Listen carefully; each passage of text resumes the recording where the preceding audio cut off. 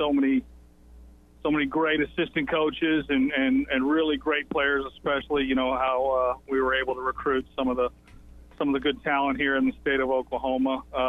It's taken a good while to kind of get used to it. You know, when I kind of cleaned my closet and realized it was about 3/4 blue and gold, wasn't sure if I had enough to put on for the week. It just kind of really hit home. And but it's going to be a good new chapter, and we're excited about getting started. And it's a pretty big challenge in front of us, but it'll definitely be fun along the way, and provide another opportunity to learn something, and hopefully get this place better and get myself better.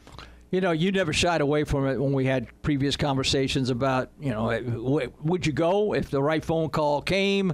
And this is before the NEO situation now. And you say, yeah, you know, it's my dream to be on a staff, you know, Power 5 staff, all those things.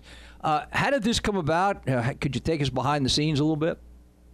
Yeah, absolutely. I won't shy away from any of that. You know, it honestly wasn't something I was seeking. It wasn't like, hey, I got to go find a job. I'm not sure about, you know, the status of NEO or junior college. It wasn't anything like that.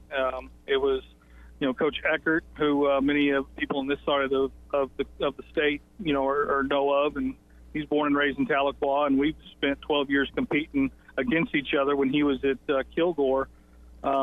And his last game at Kilgore was when my first season as head coach at NEO, and we played each other in the region championship game. So we had a lot of battles and a lot of respect for each other, and I always knew he did it the right way at Kilgore. You know, he had the same mindset we had at NEO. We weren't anywhere near some of that last chance U stuff that you see. I mean, it was a complete opposite of that, and that's the way he ran his program there, and along with a couple other assistants that he had gotten together here at NSU. And a situation came up there or came up here at Tahlequah, and asked if I was interested. We just started with a couple of conversations, and man, it just made it fit. And my wife was lucky enough to get an opportunity here within the school system, and it was just meant to be. What are your official titles? I don't want to shortchange you. Obviously, recruiting coordinator. No. What is it right now? Yeah. It'll be recruiting coordinator will be the major part, and then, you know, co-defensive coordinator, working with the defensive front. Okay. In that capacity, and you know, excited. I've been on the offensive side of the ball here for the last, even though I've been the head coach, I've kind of been, my main focus has been the offensive side of the ball since 2017, and you know, I kind of cut my teeth on defense and special teams, and going to go back to that a little bit. And like I said, another opportunity to learn from a great staff, and kind of not necessarily the ground floor of a rebuild, but I've always been intrigued with building programs not from scratch, but you know, at least mold it with a lot of your characteristics and you know, how you feel a program should be built. And we've got that opportunity here with a university that's committed to allowing us to do it by giving us the resources we need.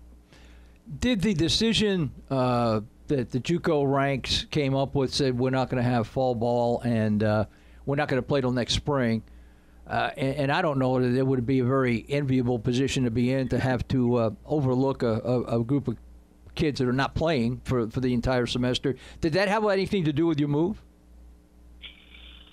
If it did, it was subconsciously, just because I knew it was coming. If it's not coming for everybody, I mean, let's just be honest. We all have it in the back of our minds.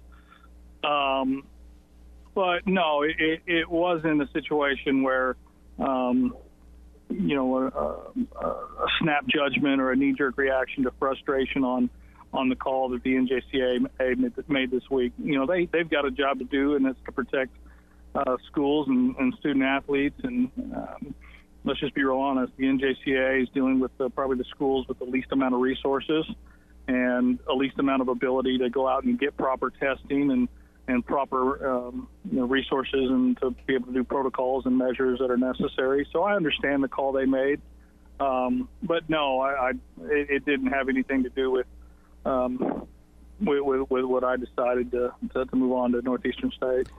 Has to be exciting, the fact that it is a, quote, new regime, so to speak, there at Northeastern, where everybody is trying to build it back up and get it to where they think it needs to be. And we were talking before we went on the air, Tahlequah is such a great community.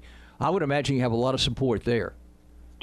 Yeah, no, you can tell just the energy around downtown and around different stores, and even during 2020, where the public isn't always booming and out and about like it normally is. But you can tell that this is a place that appreciates athletics, that wants to win, that knew that they've got national championships in just about every sport, banners hanging on the walls, and it's an expectation that is for one reason or another fallen to the wayside here on the football side of things. But Coach Eckert, born and raised here in Tahlequah, won a national championship as a quarterback. His dad is still pretty involved in the community, and I promise you, there's a lot of people that remember those great days where this place was sold out every Saturday, and NSU football was a huge part of the culture on this side of the state. So that can happen definitely again. And like I said,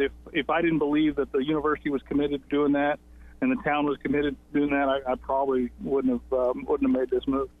How difficult was it to make the announcement to whoever you had to make it to, the AD, the president, whoever you did at NEO, when you finally came to the conclusion this is what you were going to do? How difficult was it to tell them, or had they maybe had a hint that this might happen? Well, I mean, obviously, you got to handle it as professional as absolutely possible in the middle of a pandemic, and school still having a lot of different protocols. And the unfortunate part of it was having to address the team via Zoom meeting, which is definitely not how you picture your exit, especially in a place that you've poured your heart and soul into for over a decade. But it was what it was, and I was confident that it was the right move for me and my family, and you just got to go in there knowing that, and then just being 100% honest with the administration that's given me so much at NEO, and be 100% honest with the players that came to a school and poured their trust into you. Because what I told the players, I said, NEO's been trucking for a long, long time. It'll be, it was here long before me. It'll be here long after. And the opportunity that you came here for is still right in front of you. And like I said, I hope every single one of those players gets it. And it's just going to be with somebody with a different opportunity, running the ship and holding the keys. You've been very candid on occasion about in our conversations about whether you would or would not leave NEO and what the situation might be. You called it a family move. I mean, obviously it wasn't just Zach Allen packing his stuff up in a bag and leaving. I mean, it was a family decision. How did that go over?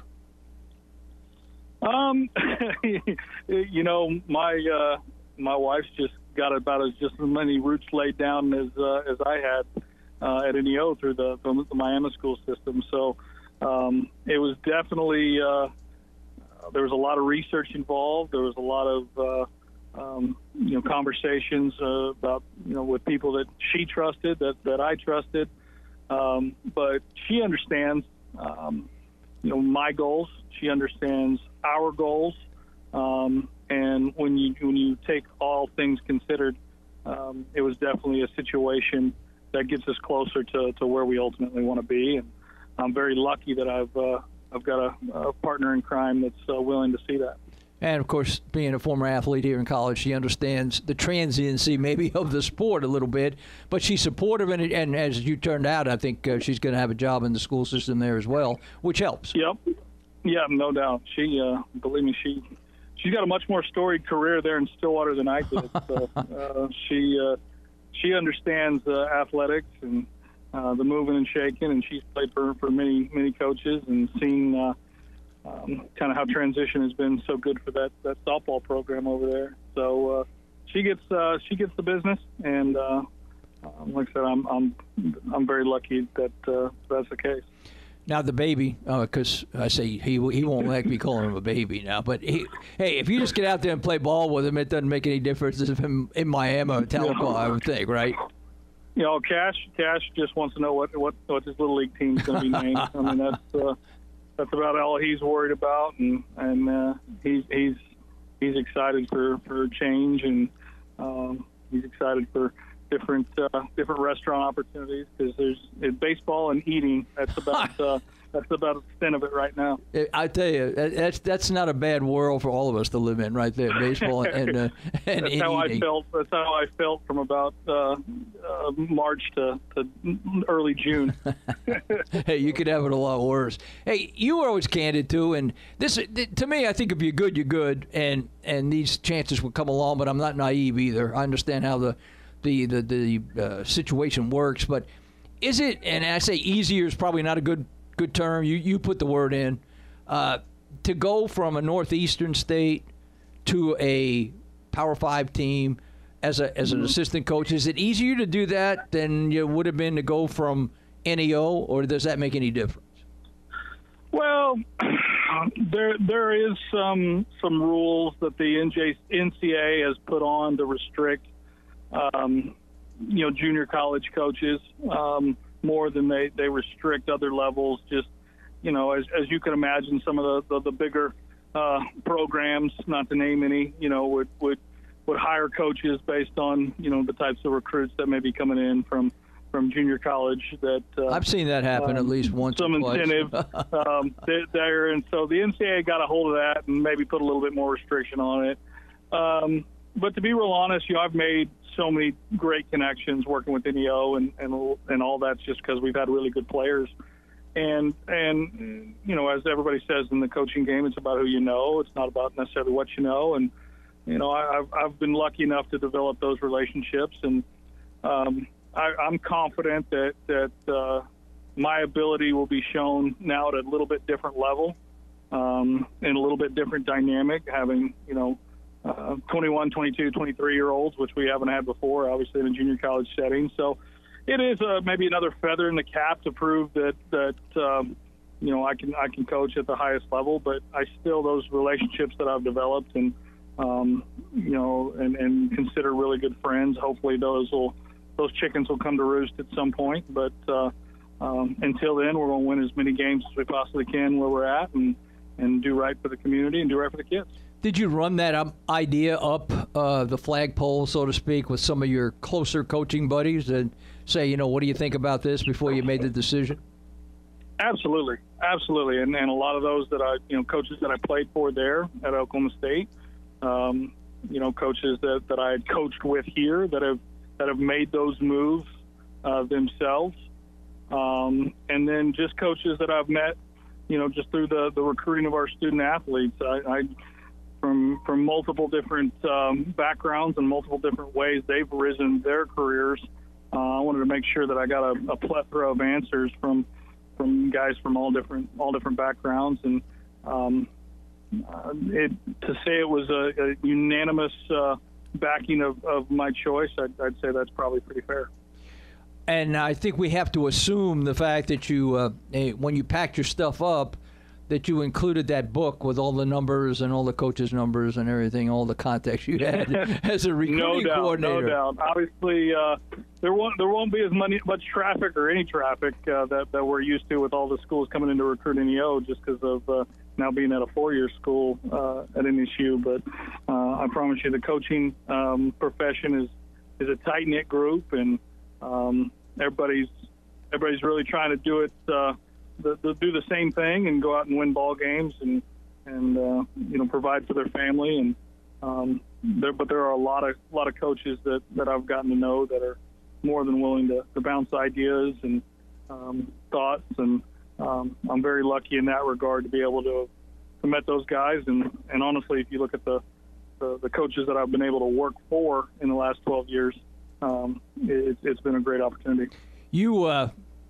Will you miss that part of it, in that you got a chance to rub elbows with some of the head coaches around the country every year and some of their key assistants because they were in hot pursuit of some of your players at NEO.